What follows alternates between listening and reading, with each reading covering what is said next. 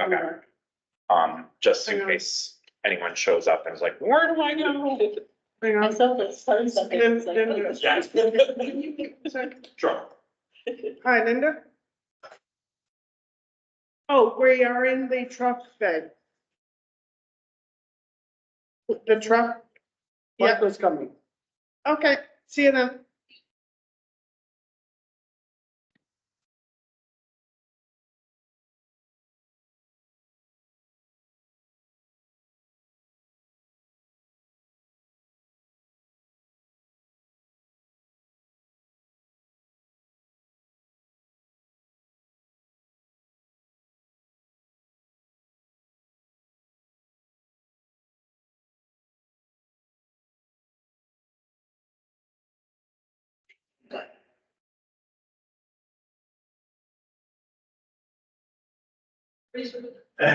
Yeah.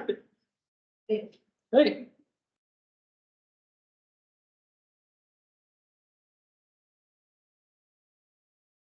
This is a good spot because the draft is on the other end. Good little draft. It's like, you got my, oh, We can cuddle. okay.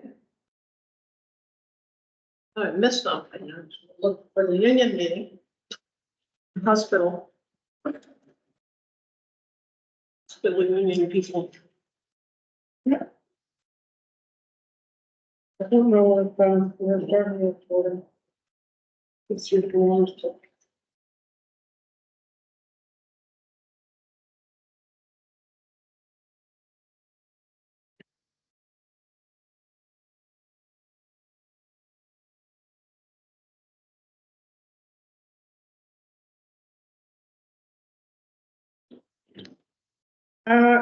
Carol, can you hear us?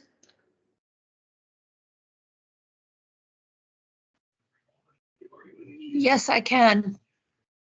I believe you are the, what else is on? Juan is on. I'm just waiting for him to come back. If we could just give it a couple of minutes for Juan to rejoin.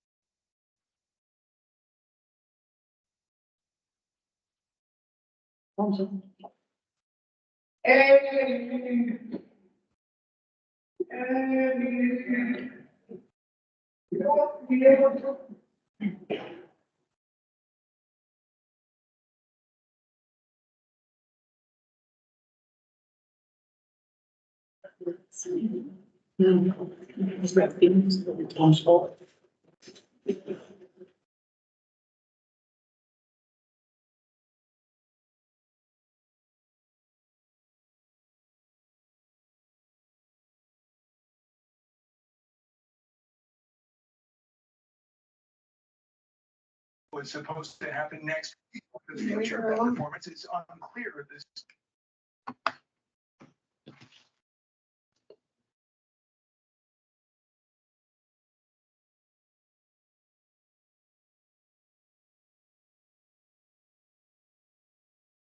So for those online, we're just waiting. I didn't join it.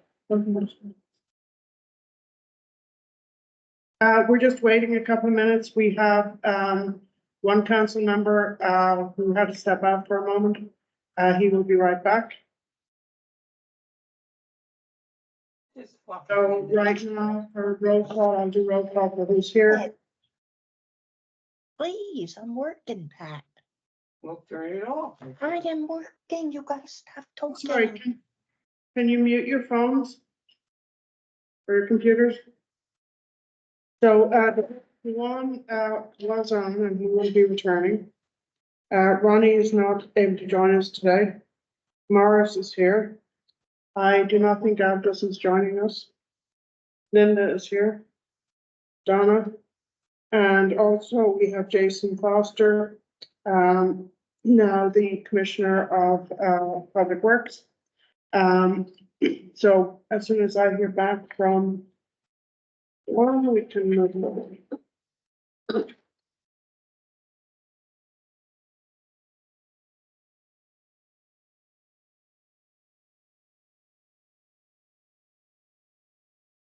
For some reason, my audio just keeps doing double echo, and I joined with that up here video. Yeah, that's odd.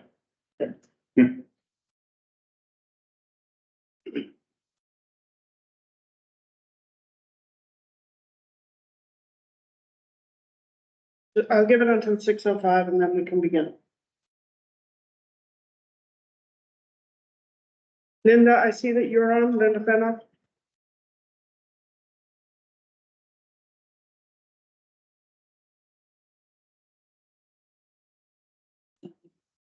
Yes, I am. Okay.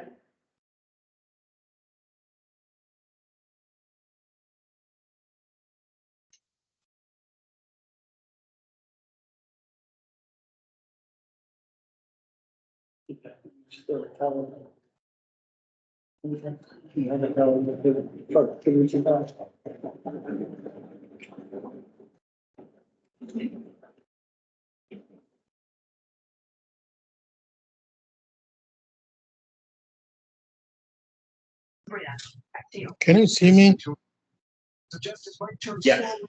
Oh, go on, Okay. you're back. Okay, Yep. great.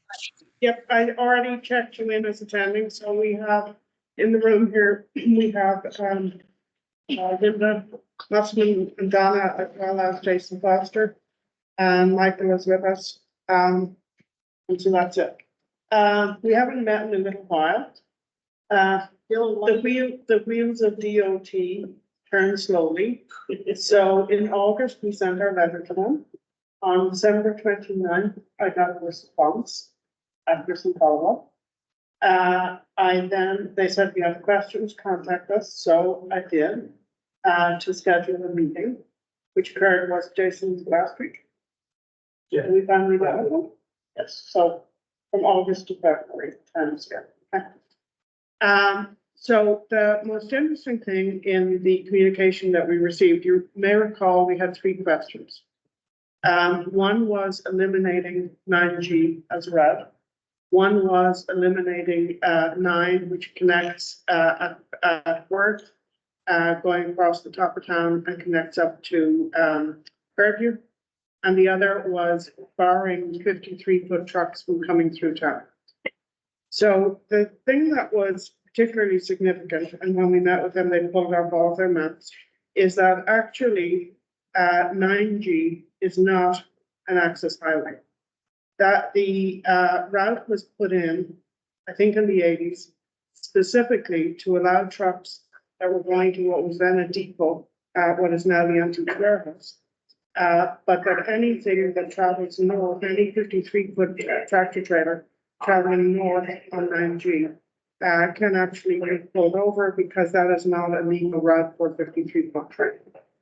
So they're not, am I saying this correctly, Jason? They were pretty clear that removing any kind of route is something that they do very seldom and with much difficulty. So eliminating that route would not be an option. However, 53-foot trucks traveling beyond LMB are actually not legal on that road per New York State DOT. The issue with regard to 9 is that we do have to provide access for 9 on either side of town. And so that's the issue with Worth. And I'm going to get to something else that Jason was looking at related to that. With regard to 53-foot trucks, and we did show them the video that we all looked at months ago, the two trucks on Park Place, crossing.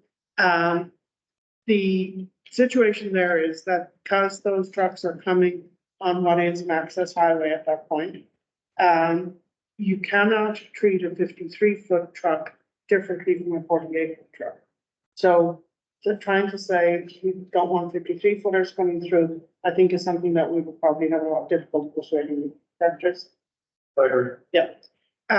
They are willing to put in, and look at, we have to look back with them, an advisory notice signage at the Stewart's Corner when you come off the river and you're coming down 23 and 9G goes up. They would be willing to put out some signage indicating that beyond LMB, through trucks, 53-foot through trucks are not legal on that road. So that is an option. We also followed up, shared the information with Chief of Police and the Commissioner. And Jason and I met with them this morning.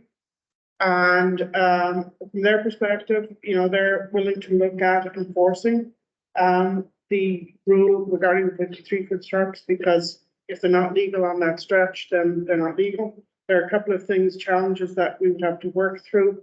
At what point could they pull people over? It would require, and they're willing to do this, collaborating with the state DOT Commercial Vehicle Enforcement Unit to try to get the word out that if you're over 53 foot, you can't come down that road. That's where we are. Did I miss anything, Jason? We can talk about prospect in a moment, but I want to see what anyone has to say at this point with what we found out.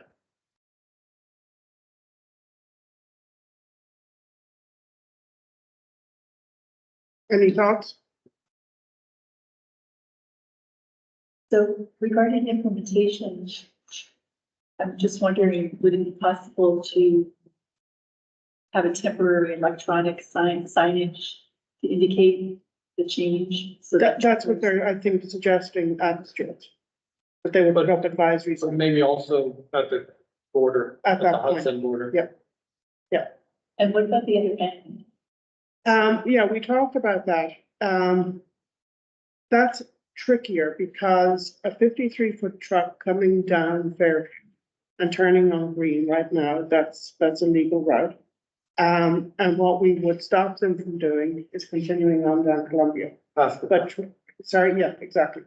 But trying to put, that's not a spot where you can really throw any deal. So that's gonna be trickier, and it's really gonna be more a question of educating the truckers that this is not a through route for 53 foot. And are the trucks coming from the 9, we're that 9 to Park Warren, Park Place? And back out Green, yeah. Yeah, so it would affect them too, right? No, No, they're like, that's an all that is an access. But if they were going to Columbia. but that's where you would block Columbia and say you cannot go down Columbia because that's not a through road. You have to go to Green. You'd have to go, yes, you could do that circle going, coming in and then going north of Fairview, or coming south of Fairview and going, on Worth, or going up 66. Nice read, the 66. But they're willing to put one sign up and not two. They're willing, well, we didn't talk about numbers, but they're willing to consider some kind of advisory. They said they'd have to meet to talk about what they could put up. We could put signs in our own. We I can. know, Yes, well, we ideally need something, Stuart. Their help was because we don't own land in 22. so the city would put up something, to convert it off of Columbia.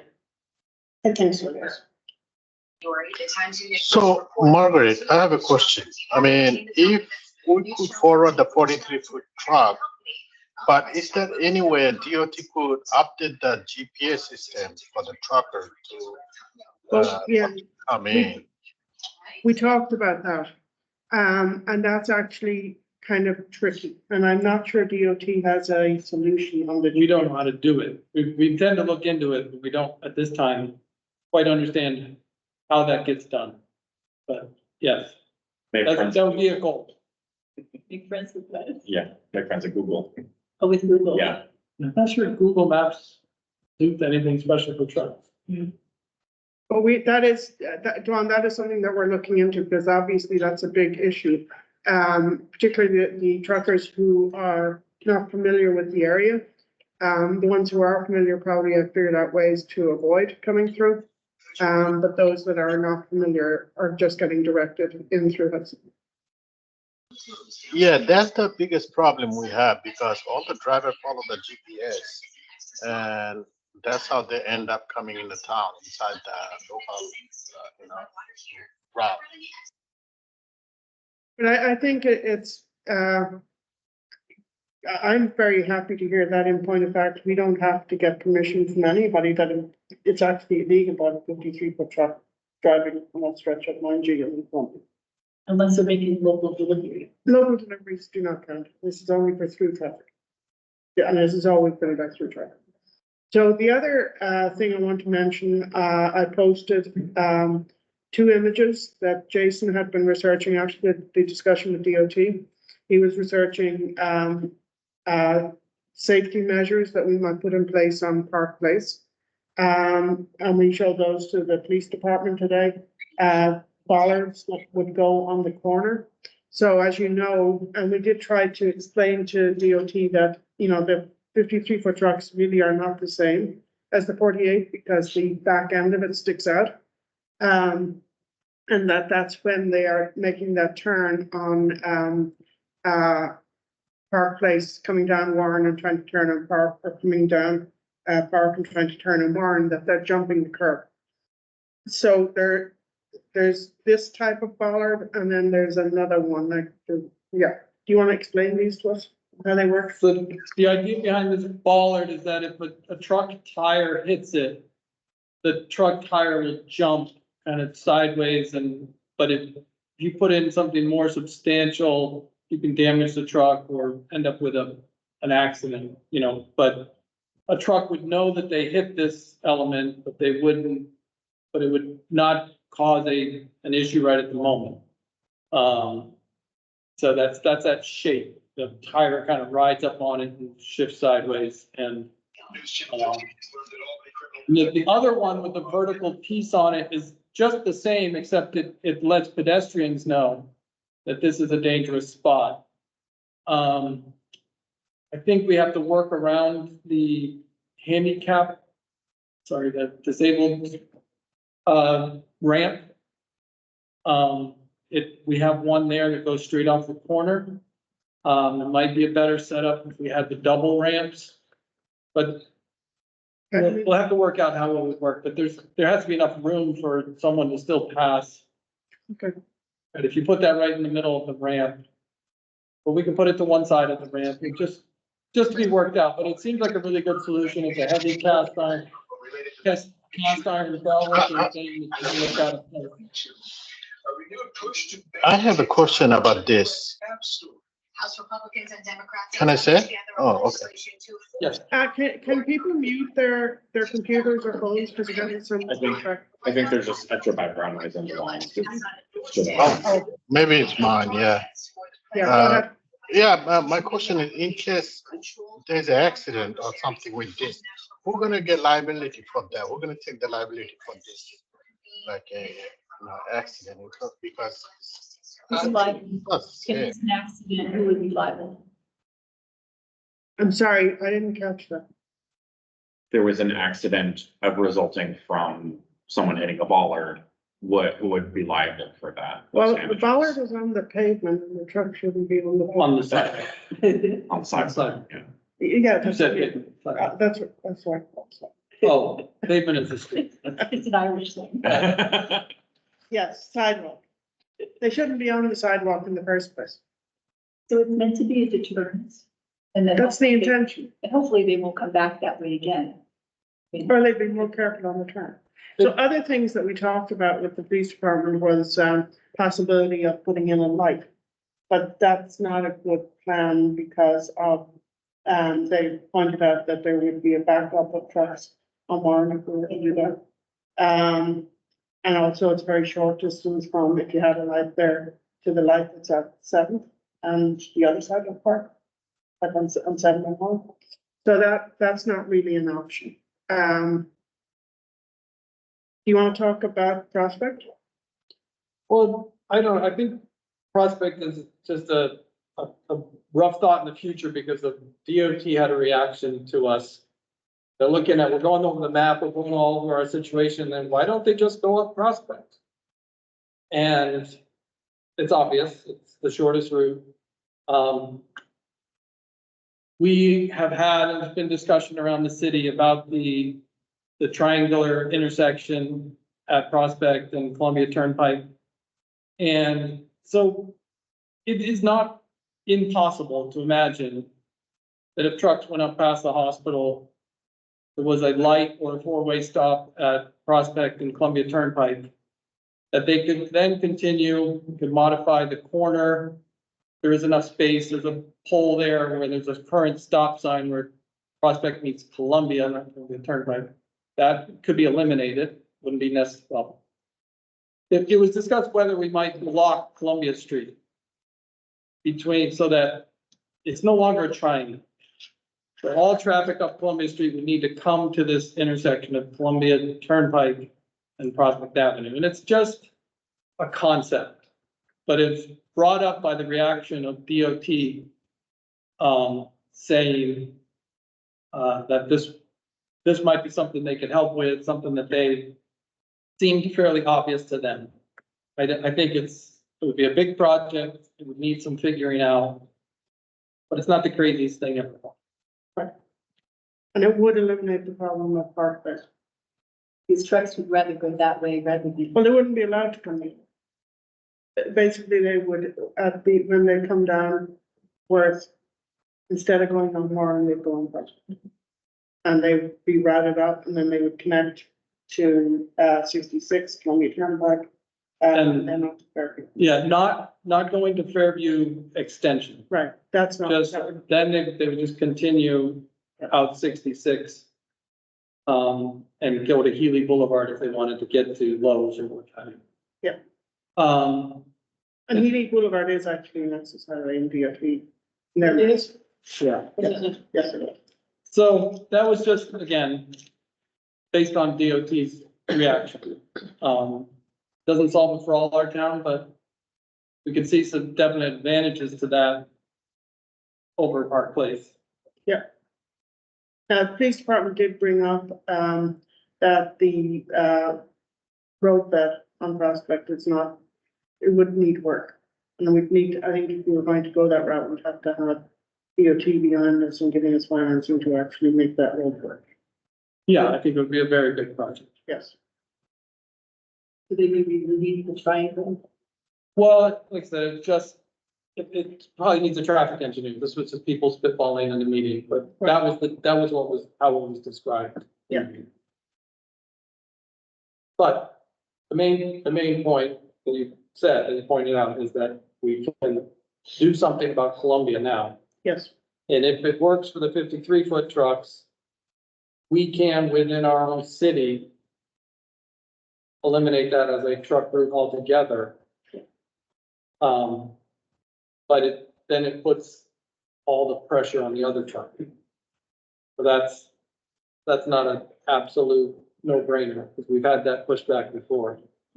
But at the end of the day, it is currently illegal for a 53-foot truck to come down Nunju. That is a fact. But if you want to eliminate it, we have to write the letter. We can, No. We I can do think it there's no ourselves. point, there's no point in trying to eliminate. No, I'm just saying, but Yeah, to actually eliminate the whole thing, it's highly unlikely. No, but let's be clear about what we're talking about. Yeah. Because if it's not an access highway, we can do whatever we want. so we can do that. So we can do that. Yes. We can't eliminate anything that is. No, I an access understand. highway. That's what We can't eliminate from Stewart's to the river, But after that, we can. but we can stop them going beyond it. And we can eliminate Columbia Street Yes, Oh, South Third. Yeah. that's not an access highway. and Park. Right, but the city can do that, Yes, we don't need permission. but then dumps too much traffic in another. Not necessarily. It's to be- We could because try. we no longer, sometime this summer, we may not have gravel trucks doing that. Which will make a big difference. Depends how that goes. So, just some information, in the truck study report, there was a section where they did some analysis on origin destination study of trucks coming through the city to identify per trucks versus trucks that were making stops. And, the concept of eliminating 9G23B, the truck route, which is what, essentially what we're talking about now. It was expected, well, the data they had, they did a one-day study. So they estimated an average of 26 trucks per weekday coming into Hudson that would be diverted. But 22 of those were small, meaning under 4 axles, and Which would not be impacted by and this. 4 were large. This would not be impacted by. It would be large. It's only the 53-foot trucks. that So, are big. and the 4 large, they defined large as 4 or more axles. But the 53 footers, I think are, They have the same axles as a As a 48 48. footer. That's the problem. I'm not They sure just they have, tell they the just have a difference. longer. but what I'm getting at is that we're talking about Small volume. potentially a small volume, like coming that way. Mhm. 9G23B into the city. Now coming the other way though, the volume was 4 to 5 times higher. So, 21 average trucks per weekday coming the other way. Large. 98 total, but 21 large, and on the weekends, 4 large. So again, the volume is about 4 times the volume coming in 9G23B.